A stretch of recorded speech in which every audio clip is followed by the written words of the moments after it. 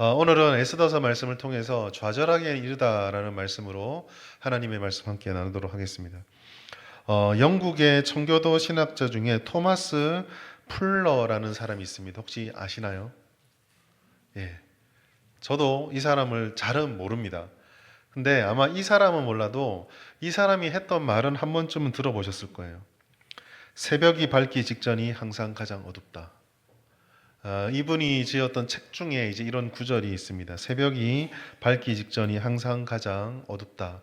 우리가 어려운 일이 있고 힘든 일이 막 우리 가운데 찾아올 때 우리들을 위로하고 마음을 다잡을 때 이렇게 힘든 걸 보니까 새벽이 곧 다가올 때 어두운 것처럼 이제 좋은 일이 있겠고 이제 밝은 날이 올 것이다라고 스스로 다독일 때 이런 말을 많이 쓰게 되죠. 역사를 보면은 저 모든 것이 다 끝났다라고 생각되어질 때를 경험하다가 마치 그날이 언제 있었냐는 듯이 반전되어서 정말 여명을 경험하는 일들을 많이 보게 됩니다. 유럽에 있었던 세계 2차 대전 때 이럴 때 히틀러라고 하는 독일이 이미 한번 패전을 했기 때문에 몰락할 줄 알았는데 이 히틀러가 전쟁을 다시 일으키고 이제 다 망한 나라가 전쟁 일으켰으니 뭐 별거 아닐 거라 생각했는데 프랑스와 유럽이 뭐 힘 한 번 못 쓰고 쑥대밭이 되는 걸 볼 때 사람들이 절망을 했었거든요. 많은 유럽에 있는 인사들이 유럽 땅에 남아서 유럽을 지킨 게 아니라 영국으로 다 도망을 갔었습니다. 유럽 땅은 그냥 말 그대로 독일 나치의 무주공산이 되어 버린 거죠. 그때에 1940년에 영국 처칠이 6월에 처칠이 의회에서 그런 말을 했습니다. 프랑스 역사상 그리고 유럽 역사상 가장 어두운 시기를 우리는 보내고 있습니다. 그러나 우리가 알다시피 그 어둠이 끝까지 가지 못했고 결국은 승전을 하면서 유럽 땅에 다시 빛이 비치게 되는 경우들을 경험하게 됩니다. 오늘 말씀을 시작하시면서 여러분에게 또 우리 스스로에게 이런 질문으로 시작을 했으면 좋겠습니다.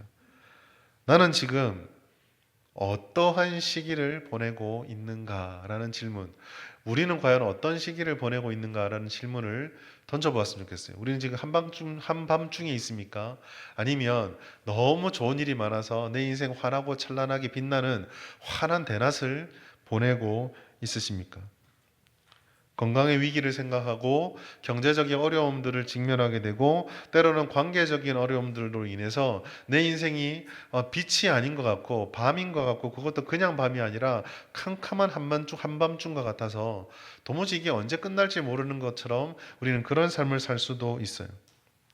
아니면 우리 성도들은 그런 고민도 할 수 있겠죠. 믿음의 길을 걷고 있는데 내게 주시는 주님의 믿음과 또 주님을 잘 섬기고 싶은 이 믿음의 길을 걸어가는 것이 너무 고독하고 너무 힘들고 너무 외로워서 이제는 포기하고 싶은 그런 좌절과 무기력에 빠져 있을 수도 있습니다. 이 모든 것들은 우리가 지내는 어쩌면 인생과 신앙의 어둠이라고 할 수 있습니다. 그런데 이런 어둠은 우리만 겪고 있는 게 아니에요. 오늘 우리가 읽었던 본문 에스더서 6장은요. 그 포로기에 들어갔던 유대인들이 뭐 여러 가지 어려움을 겪었겠지만 그 중에서도 가장 어두운 한밤중을 지내는 장면입니다. 하만이라고 하는 그 당대의 왕을 제어한 최고의 권력자가 왕까지 등에 업고 그 권력의 모든 것을 동원해서 유대인들을 말살시키기 바로 직전입니다. 조선은 다 꾸려졌고요. 왕의 제가도 허가가 났고 이제 그날 D-Day만 되면은 칼을 들고 사람들이 뛰쳐나가서 유대인들을 학살하기만 하면 되는 그 절명의 밤을 보내고 있었어요. 자신의 가장 눈의 가시라고 부르는 모르드게를 사람들이 보는 데서 처참하게 죽이고 나의 권세를 드러내기 위해서 23m나 되는 작대기를 그 나무까지 세워서 이제 다 날만 뜨면은 모르드게를 잡아서 죽이고 거기에 매달아서 사람들에게 야 하만하게 대들면 저렇게 되는구나 우리 조심해야 되겠다 이거 보여줄 준비가 다 끝나 있는 말 그대로 바람 앞에 등불인데 이 등불이 바람이 불면 꺼지는 게 아니라 이미 바람이 불고 있어요. 누가 봐도 저기서 1cm만 더 넘어가면 불 꺼진다 라고 하는 그 상황이 오늘 본문의 배경입니다. 그런데 오늘 본문은요, 그와 같은 배경 속에서 어떠한 일이 일어났는가를 우리들에게 보여주면서 좌절과 인생의 가장 어두운 시기를 보내는 우리들이 무엇을 붙잡아야 될 것인가를 말씀해주고 있습니다. 먼저 오늘 본문을 통해서 우리가 볼 수 있는 것은요, 하나님께서 얼마나 치밀하고 얼마나 쉬지 않고 역사를 주관하고 계시는가를 본문 전체를 통해서 너무 노골적으로 보여주십니다. 오늘 6장 1절 말씀의 첫 시작은 그날 밤에라는 말로 시작을 합니다. 간략하게 그날 밤이 어떤 밤이었는지를 말씀을 드렸는데 그 속에서 또 하만이요 얼마나 힘을 얻을 수 있었냐면 그 왕비가 잔치를 베풀어요. 잔치를 베푸는데 왕비가 꼭 찍습니다. 애쓰다가 왕이시여 올 때 하만을 꼭 데리고 와야 된다고. 내가 원하는 대로 모든 건 준비가 끝났는데 어차피 왕이 내 편인데 그것만이 아니라 이 왕비조차도 잔치에 자기를 초대할 정도니까 얼마나 모든 것들이 하만 쪽으로 다 기울은 것처럼 보이겠어요. 그런데 이 유대인들에게 가장 절망의 밤이었고 대적이 가장 높아지는 이 밤에 하룻밤에 연이어 사건들이 마치 폭풍처럼 일어납니다. 먼저 처음 보시면 1절에 보시면 왕이 잠을 이루지 못했다라고 말씀하고 있어요. 왕이 잠이 오지 못한다고 되어 있는데 여기서 잠이 오지 못한다는 말을 조금 더 직역을 하면요. 왕이 잠이 도망가 버렸다라고 되어 있습니다. 여러분 잠은요 인간이 통제할 수 없죠. 예.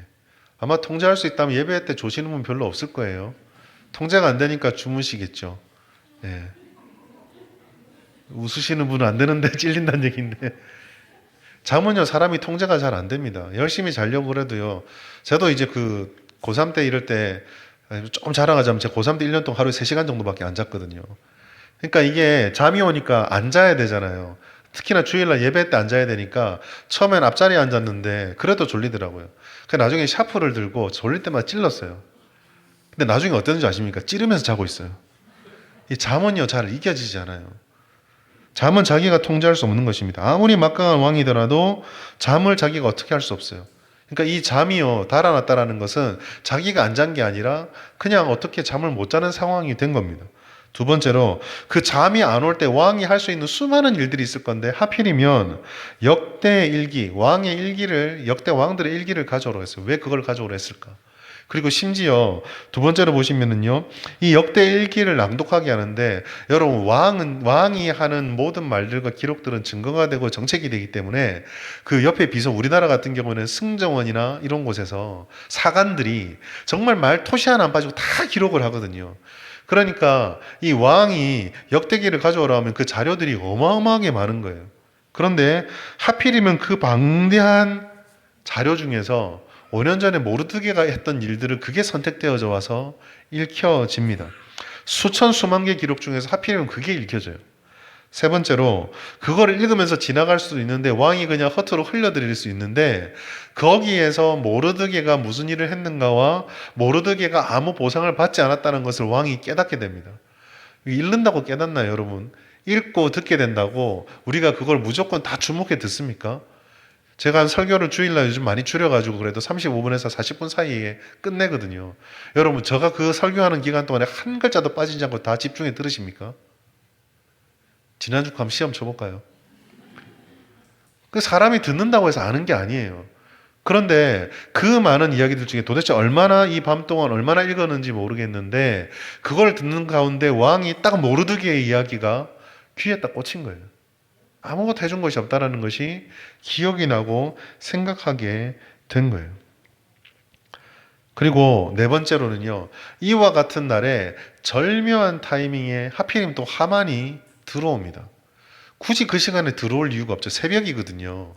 아무리 급한 마음이 있어도 보통은 동이 트거나 뭐 조례라든지 업무가 시작되면 첫 번째 만나려고 오는 건 있어도 아무리 하만이 자기가 왕하고 친하다 하더라도 자는지 안 자는지도 모른데 갑자기 새벽에 그 다른 여러 신하들 중에 하필이면 또 하만이 그 앞에 들어옵니다. 그리고 다섯 번째로는요, 하만의 교만한 대답이요 있었습니다. 함정이 돼버리죠. 왕이 모르드게를 생각하면서 존귀한 자에게 어떻게 해주면 좋을까? 근데 왕은 모르드게를 생각했는데 하만은요 지금 자기한테 취해 있거든요. 그러니까 이거는 100% 나를 위한 얘기다라고 생각하고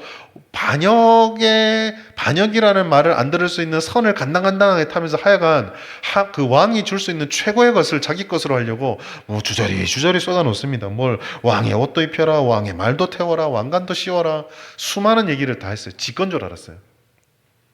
이 교만한 마음. 하만의 착각. 그리고 여섯 번째, 극적인 반전을 하나님이 일으키죠. 그래, 너 말 잘했다. 모르드게한테 그렇게 해라. 여러분, 10절까지의 말씀이요. 그냥 쭉 읽을 때 흘러가는 것 같지만은 잘 보시면 어느 것 하나가 사람의 손과 사람의 능력과 사람의 계획으로 할 수 없는 일들이 착착착착착 진행되어져 가요. 정교하게 마치 설계된 시계처럼요 착착착 맞물려 갑니다. 왕이 잠을 안 자야 돼요. 일기를 가져와야 되는데 가져오라는 그 신하가 하필이면 또 모르드게 걸 가져와야 돼요. 그리고 왕이요 집중해서 안 들을 수 있는데 하필이면 또 모르드게에게 잘 들려야 돼요. 왕이 지나간 거에 됐다 뭐 치아라 내가 한 것도 아니고 넘어갈 수 있는데 또 궁금증이 생겨요. 그리고 하필이면 또 그 시간에 하만이 와요. 하필이면 또 하만이 그 시간에 용감하게 용감무쌍하게 왕으로부터 최고의 것들을 받으려고 말을 해요. 모든 것들이 극적인 반전이죠. 우연히 하나가 생겨지면은요, 그건 우연일 수 있어요. 그러나 그 우연이 하나가 두 개가 세 개가 네 개가 반복해서 되면 우리는 그 우연을 뭐라고 부릅니까? 필연이라 부르죠. 그리고 성경적으로는 바로 이것이 섭리입니다. 우리가 알지 못하는 하나님의 역사가 전혀 알지도 못하는 곳에서 이루어지고 있는 거죠. 즉 에스더서는요. 우리가 볼 때 보이지 않는 하나님의 정교한 섭리가 어떻게 작용하고 역사를 이끌어가는가를 보여주는 말씀입니다. 여러분 에스더서는요. 특징이 있어요. 뭐냐 하면 성경 66권 중에서요. 하나님이란 단어가 단 한 번도 등장하지 않는 유일한 성경이 에스더서입니다. 그런데 에스더는요, 비록 하나님이라고 하는 단어는 한 번도 등장하지 않지만 그 구절구절마다 하나님께서 어떻게 보지 못하는 곳에서 얼마나 유대인들을 또 하나님의 역사를 실패하지 않고 이뤄가시는지가 가득 담겨져 있어요. 아까 일어났던 일들을 몇 가지로 해석을 해보려고 합니다. 첫 번째 보시면은요, 하나님께서는요, 잠을 주관하시는 것을 포함해서 모든 것들을 주관하시는 하나님이심을 우리에게 보여줍니다. 잠에 대해서 성경이 여러 가지 얘기를 하시거든요. 예를 들어 시편 127편 2절 같은 곳이 보시면 여호와께서 그의 사랑하시는 자에게 잠을 주신다라고 해서 잠을 주님이 주시는 것이다라고 잠의 주도권을 성경이 고백하고 있어요.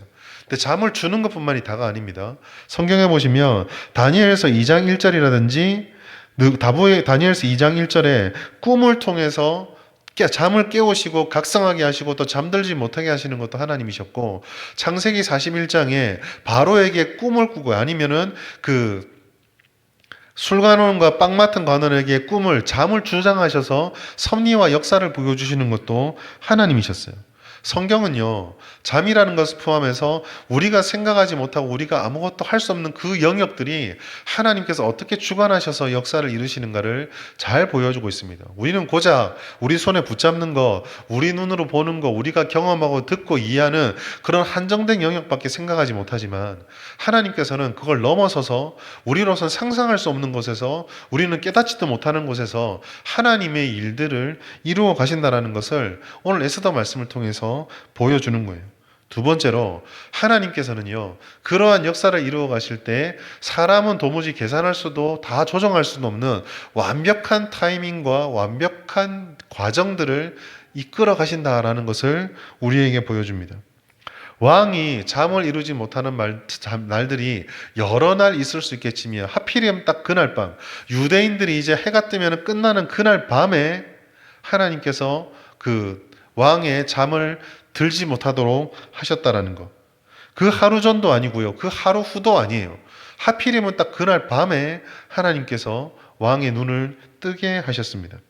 하만이 나무를 세운 것도, 에스더가 첫 잔치를 베푼 것도, 그래서 유대인들은 나락에 떨어진 것만 같고 하만은 승승장구해서 올라갈 때까지 다 올라간 것 같고, 그렇게 보이는 날 밤이 그날 밤이었어요. 아까도 말씀드렸지만 그러한 가운데 하필이면 모르드게의 기록, 역대 일기 중에 그게 왔다라는 거, 누가 뜰에 있느냐라고 물었을 때 하필이면 하만이 그 자리에 있었다라는 것, 이 모든 것들이 시계처럼 맞물려서 돌아가고 있습니다. 하나님의 일하심, 하나님의 역사의 타이밍을 우리에게 보여주는 거예요. 에스더서는 하나님이 사람들의 일을 그들이 알지 못하는 가운데 관리하시는데, 그 관리하시고 이루시는 역사가 하나의 착오도 없이 정말 정교하게 주님의 뜻 가운데 모자라지도 넘치지도 늦지도 빠르지도 않은 채 정확하게 이루어지고 있다는 것을 우리에게 보여주십니다.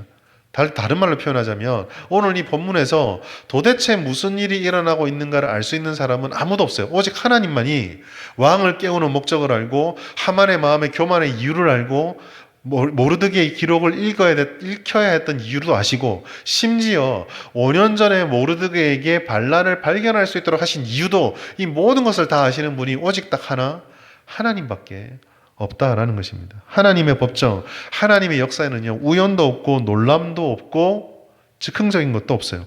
로마서 8장 28절 우리 같이 한번 읽어보겠습니다. 시작. 우리가 알거니와 하나님을 사랑하는 자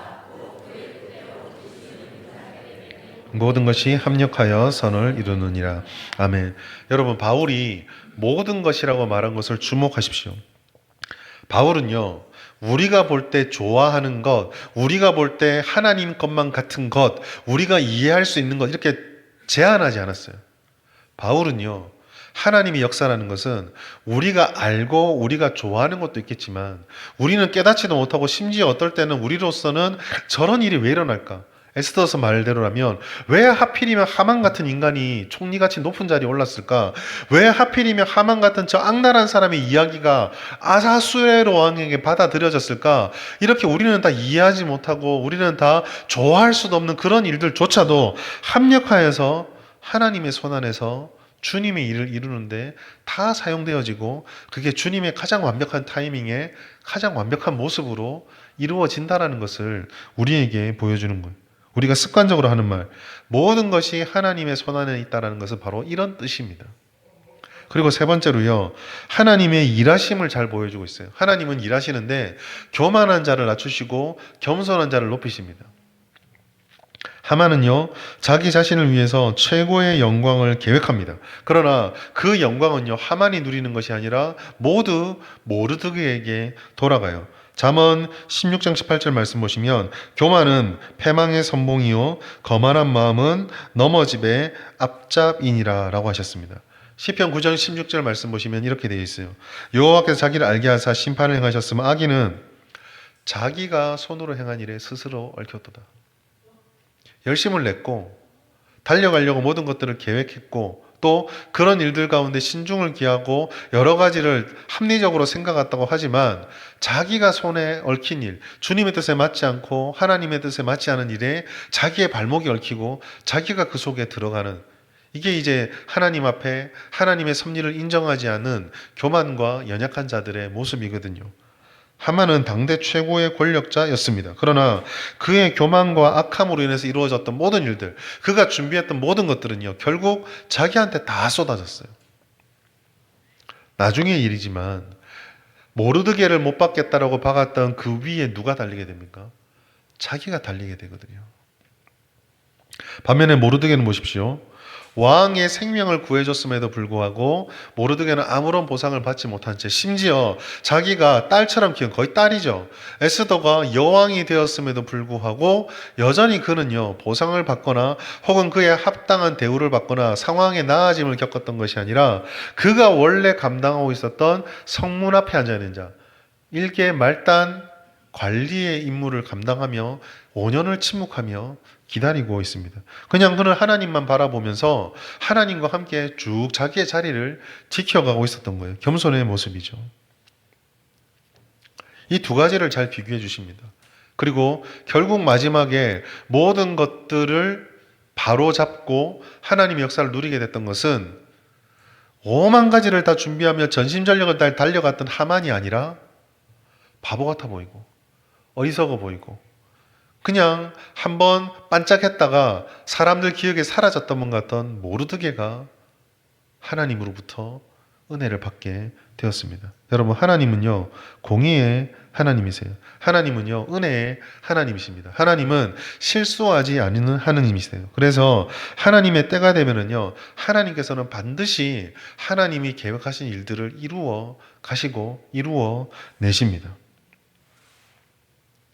그리고 우린 여기서 우리가 받았던 이 십자가의 은혜의 한 단면, 오늘날 성도로 살아간다라는 우리들에게 부활의 새벽, 이 부활이 갖다 주는 영적 새벽의 은혜들을 돌아볼 수 있게 돼요. 에스더의 배경은 포로기입니다.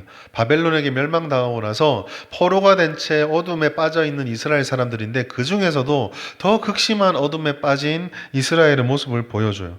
아무것도 보이지 않는 절망처럼 보이지만 하나님은 보이지 않는 곳에서도 백성들을 지키고 하나님이 약속을 이루어가기 위한 걸음들을 실수하지 않고 이루어가고 있는 겁니다. 오늘 본문에서도요, 에스더서 6장이 하나님이 언약을 이루어 주신다는 것을 보여주는 성취로 드러나요. 여러분, 6장은 단순한 극적의 반전이 아니고요, 아브라함의 언약의 성취입니다. 하나님께서 아브라함을 택한 백성으로 딱 삼으셨을 때에 주셨던 약속의 말씀이 있어요. 창세기 12장 3절 말씀. 우리 같이 한번 읽겠습니다. 시작. 너를 축복하는 자에게는 내가 복을 내리고 너를 저주하는 자에게는 내가 저주하리니 땅의 모든 족속이 너로 말미암아 복을 얻을 것이니라 하신지라. 아멘. 땅의 모든 족속이 아하스웨로와 같은 이방의 왕이지만 모르드게로 인해서 그의 계략을 밝혀내는 폭로를 통해서 생명을 얻게 되었습니다. 반대로 하만은 어떻습니까? 하나님의 백성을 오직 하나 자기에게 절하지 않았다는 자존심 문제로 핍박하고 억울하게 누명을 씌우고 저주하였을 때 그 저주를 스스로 감당하게 되었죠. 하나님은 하만은 유대인을 저주했지만 하나님은 약속대로 창세기 12장 3절 말씀을 적용시키시고 드러내셔서 하만을 낮추고 모르드게를 높이셨습니다. 이것은요, 십자가에서 일어났던 일이에요. 어떻게 보면 에스더서는 하나님께서 십자가에서 무슨 일을 하시는 것인가를 보여주는 예표처럼 보입니다. 십자가의 순간은요, 가장 어두운 영적인 어둠의 시기죠. 사도신경에서는 드러나 있지 않지만 예수님의 죽으심이 스올에 내려갔다라는 그 음부에 내려갔다는 말이 들어있을 정도로 십자가는 이 땅에 오셨던 예수님이 핍박받는 날 죽음을 경험하는 어둠의 장소였습니다. 제자들은 절망했고 사탄이 승리한 것처럼 보였어요. 그러나 하나님께서는 그 어둠에 예수님의 엘리 엘리 라마 사박다니 나를 버리셨습니까? 라는 그 질문에 침묵하시면서도 소리는 침묵하였지만 구원의 역사를 이루기 위한 하나님의 일들을 하나하나 이루어가고 계셨습니다. 예수님은 주님의 계획대로 죽으셨고 예수님은 죽음의 계획대로 하나님의 계획대로 죽음에서 머무셨고 그리고 예수님은 하나님의 계획대로 누구도 생각하지 못했던 사흘 밤에 하나님이 정하신 때에 정확한 타이밍에 부활하셔서 우리의 소망이 되신 거죠. 고린도전서 15장 55절부터 57절 부활의 고백에 이 바울이 말했던 이 고백이 굉장히 중요한 이유예요. 우리 주 예수 그리스도로 말미암아 우리에게 승리를 주시는 하나님께 감사합니다. 하만이 두려움이 아니에요. 하만이 무섭지 않습니다. 좌절할 수밖에 없는 상황이 우리를 무너뜨리는 것이 아닙니다. 우리가 그것들을 감당하고 이겨낼 수 있는 것은 우리를 구원하신 하나님의 은혜가 여전히 유효하기 때문이고 우리는 날마다 십자가를 생각할 때마다 날마다 그리스도를 생각할 때마다 이 은혜를 기억하는 거죠. 사랑하는 여러분, 우리는요 좌절의 순간이 찾아올 때 영적 밤이 찾아올 때마다 이 사실을 기억해야 합니다. 하나님이 살아계신다면 우리가 하나님의 살아계심을 믿는다면 우리는요 좌절하기에 이릅니다. 좌절에 우리 자신을 맡길 필요가 없어요. 오늘 말씀을 통해서 우리는요, 좌절하지 않는 삶을 살기로 결심해야 합니다. 얼마나 좌절할 일들이 많아요. 얼마나 우리를 실망시키고 우리를 무너뜨리는 상황들이 시시각각 다가옵니까? 그러나 그럴 때 우리가 그러한 삶을 살지 않기로 결심하고 또 그렇게 고백하고 기대해야 됩니다. 어떻게 그럼 우리는 좌절에 이르지 않고 좌절에 함몰되지 않고 삶을 살아낼 수 있을까? 첫 번째, 좌절의 순간이 찾아오는 것은 막을 수 없어요. 그렇지만 좌절의 순간과 밤이 찾아올 때마다 하나님의 일하심을 믿는 믿음으로 그것을 견뎌내십시오. 에스더서가 보여주는 것이 바로 그것입니다. 우리는 아무것도 못할 것 같고 이제 끝났다 싶은데 하나님은 끝나지 않았다라는 것을 보여주세요. 주님은 지금도 일하고 계십니다. 모르드게가 5년을 기다리고 또 5년을 기다린 그 기다림의 끝이 하만이었잖아요. 그런데도 불구하고 하나님께서는 하나님의 일들을 이루어가셨어요. 여러분, 때로 하나님의 응답은요 방식과 시간이 우리와 달라요. 하나님이 일하는 방식, 하나님이 일을 풀어가는 방식은 우리가 기대할 때 이렇게 돼야지만 바른 거다라고 하는 거, 사람들이 100사람, 1000사람, 10,000사람이 그렇게 생각해도 하나님의 방식은 다를 수가 있는 거거든요. 하나님의 시간표도 마찬가지입니다. 우리가 생각할 땐 이때쯤 이게 일어나야지 라고 생각할지 모르지만 하나님의 시간표는 전혀 다를 수가 있다라는 거예요. 그러나 우리가 기억할 거, 하나님은 절대 늦지 않으시고 그 하나님이 일하시면 절대 틀리지 않는다 라는 것을 우리는 믿으면서 이 좌절의 순간을 살아내야 합니다. 여러분, 하나님은요 죽은 신이 아니에요. 지금 이 자리에서 이 순간에도 이 우리의 삶 속에서 지금도 일하고 있습니다. 다만 우리가 그것을 보지 못하고 우리가 느끼지 못하고 여러 가지 이유로 여러 가지 요인으로 그것들을 깨닫지 못할 뿐입니다. 하나님은요 우리가 보는 것보다 더 많은 모든 것을 보시고, 하나님은 우리가 아는 것보다 더 많은 모든 것을 아시고, 하나님은 우리가 생각하는 것보다 더 많은 것들, 더 모든 것들을 주관하시면서 역사를 이루어가고 계세요. 그 하나님이요 신실하십니다. 하나님은 약속을 지키시는 분이고 하나님이 우리에게 주시는 말씀을 실패하지 않는 분이세요. 민수기 23장 19절 보시면 하나님은 거짓말을 하지 않고 후회가 없고 행하지 않는 것도 없고 실행하지 않는 것도 없다라고 분명히 말씀하십니다. 여러분, 이 말씀 진행되는 동안 꼭 기억할 게 있습니다. 지금 여기 하는 모든 것들이요 우리가 원하는 대로는 아닙니다. 하나님의 뜻에 모든 것이 집중이 되어져 있어요. 그리고 이렇게 신실하신 하나님, 반드시 일을 이루시는 하나님은요 전능하신 하나님이에요.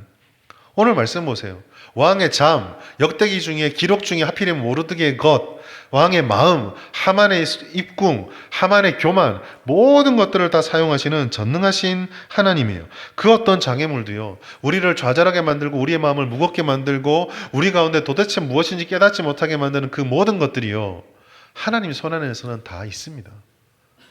우리가 모를 뿐이고 우리가 예측하지 못할 뿐이고 우리가 어떻게 될지 모르고 우리가 바라지 않을 뿐이지, 하나님 손에 흘러버려서 이거 하나님이 놓쳤으니까 이거는 내가 정리해야 돼, 그런 것이 아무것도 없다라는 거예요. 다 주님 손 안에 있어요. 그리고 그 주님이 선하신 분입니다. 주님이 우리에게 허락하시는 것, 그게 시작이든 과정이든 결말이든 그 모든 것들은요 항상 우리에게 가장 좋은 것입니다.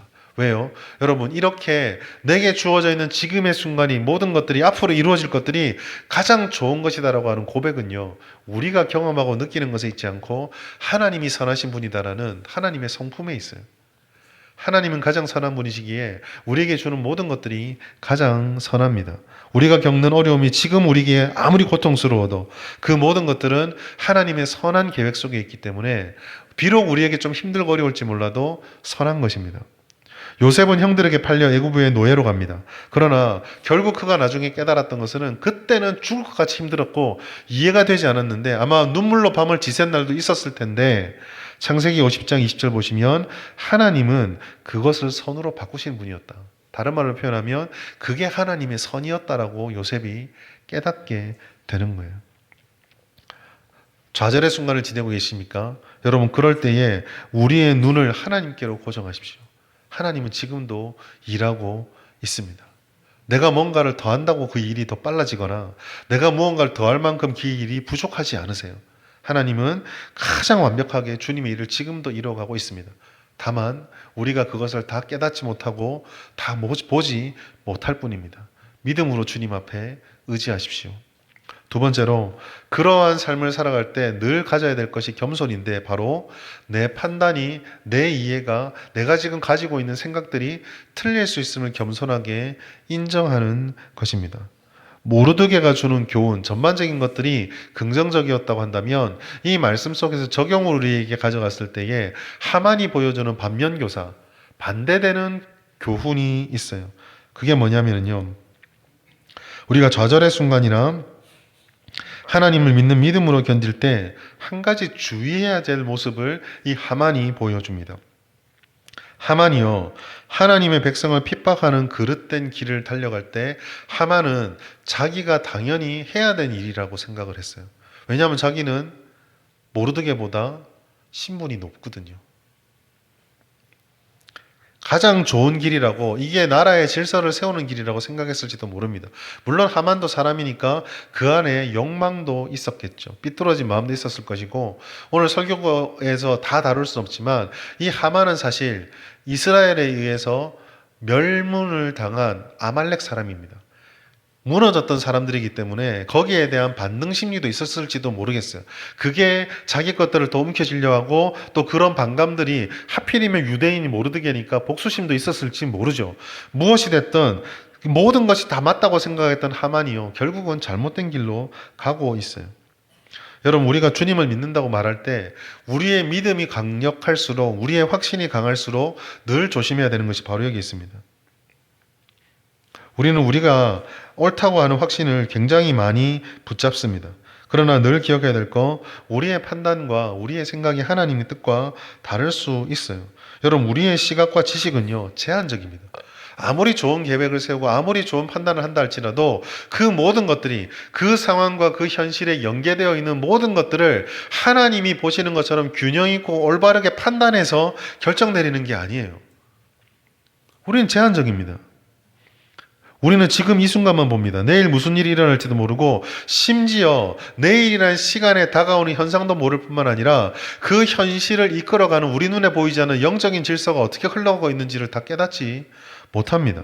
지금 이 순간에 눈에 보이는 것, 그 이면의 진실도 우리는 다 보지 못한다라는 거죠. 하만은 자기가 세우는 그 나무를 바라보면서 자기 권력이 여기까지 왔구나, 애쓰다가 자기를 초대해 주는 것을 바라보면서 자기가 얼마나 형통한 자리에 섰구나, 얼마나 자기 자신에 대해서 자부심을 가졌는지 몰라요. 그러나 야고보서 4장 14절 말씀 우리 꼭 기억하십시오. 같이 읽겠습니다. 시작. 내일 일을 너희가 알지 못한도다. 너희 생명이 무엇이냐? 너희는 잠깐 보이다가 없어지는 안개니라. 아무리 안개가 자기의 짙음을 자랑할지라도 기온만 조금 올라가면, 햇빛만 조금 비치면 다 바스러져 버려요. 여러분, 내일 일을 우리가 알지 못해요. 우리가 알지 못한다는 사실을 우리가 언제든지 인정하고 있어야 돼요. 그리고 더군다나 우리가 가지고 있는 영적인 문제, 우리는 죄가 있어서요, 아직까지 완전한 존재가 못했기 때문에 아무리 균형 있게 우리가 생각을 하려고 해도 왜곡된 판단을 하게 됩니다. 하만의 판단, 하만의 추구하는 열정, 그의 권력이라는 측면을 봤을 때 할 수 있을지 몰라요. 그러나 그의 생각이 틀렸던 이유가 뭐냐면요, 물론 그가 죄인이기도 때문이기도 하지만 이와 같은 일들을 처리해 가는 과정의 동기가 교만이었고 분노였기 때문입니다. 겉으로는 모르드게는 내 밑에 사람, 나는 상급 사람이니까 질서를 세우자, 이게 겉으로 표면이었지만 실제로 하만의 마음속에 자리 잡았던 것은 왕국의 질서를 세우겠다라는 그런 것도 아니라 내가 인정받지 못했다라는, 저 밑에 있는 사람이 왕이 나에게 준 권위를 존중해 주지 않고 내가 들어갔는데 왜 인사를 안 하지? 이거였어요. 창세기 사정이 있었던 라멕과 같은 사람이죠. 나 아프게 해가지고 나 가만히 있지 못하겠다. 이게 이 마음이었어요. 모르드게 한 사람에게 자기에게 절하지 않았던 이유로 모르드게만 치는 것도 아니라 아예 그 민족 자체를 다 쓸어버리려고 하잖아요. 죄와 그의 타락한 본성이 그의 판단을 왜곡한 겁니다. 예레미야서 17장 9절 여러 번 여러분들에게 인용했는데요, 만물보다 거짓되고 심히 부패한 것이 마음입니다. 근데 중요한 것은 이걸 우리가 못 깨닫는다는 거예요. 우리의 마음은 우리가 생각하는 것보다 훨씬 더 교묘하게 우리를 속입니다. 그리고 무엇보다 중요한 것, 우리는 하나님의 전체 계획을 몰라요. 지금 일어난 일들이 5년 뒤, 10년 뒤, 혹시나 내 인생 가운데 지금 일어난 일을 통해서 만약에 하나님께서 지금 내가 겪고 있는 이 사건이 너를 30년 동안 만들어가기 위한 내 계획 일부다, 우리가 알 수 있을까요? 모릅니다. 우리는 하나님 일을 몰라요. 하나님이 예수님을 십자가에 보내셔서 우리를 구원에 이루기 위해서요, 아브라함 때부터 시작하더라도 거의 어마어마한 시간을, 그 1000년이 넘는 시간을 이끌어 가시면서 예수님의 역사를 이루어 가셨어요. 아브라함이 자기가 구원받을 때 예수가 오겠구나 알았겠습니까? 알았으면 자기가 애굽으로 도망갔을까요? 알았으면 자기 아내를 누이라고 속였을까요? 알았으면 하갈로부터 이스마엘을 얻었을까요? 안 했겠죠. 모르니까 자꾸 넘어지고 좌충우돌하는 거예요.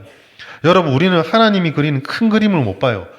퍼즐만 볼 뿐인데 그 퍼즐조차도 하나님께서 우리가 감당할 수 있을 만큼 약간 보여주는 그 계시의 일부만을 바라볼 뿐입니다.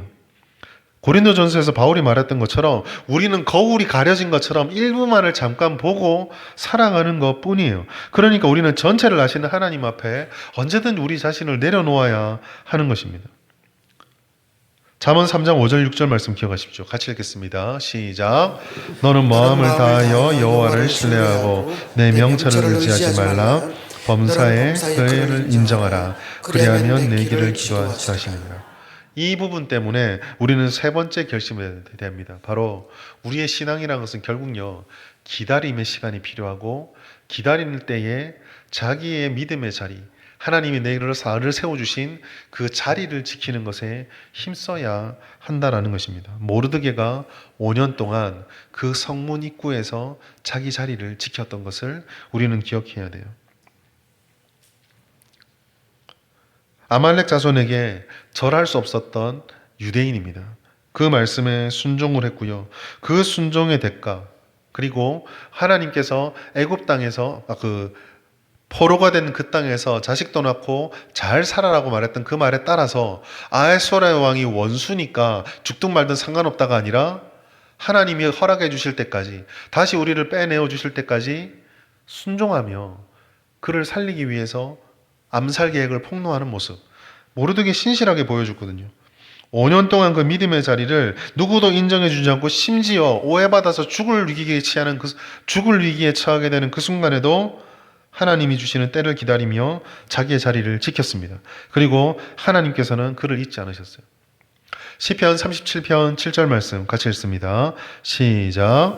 여호와 앞에 잠잠하고 참고 기다리라.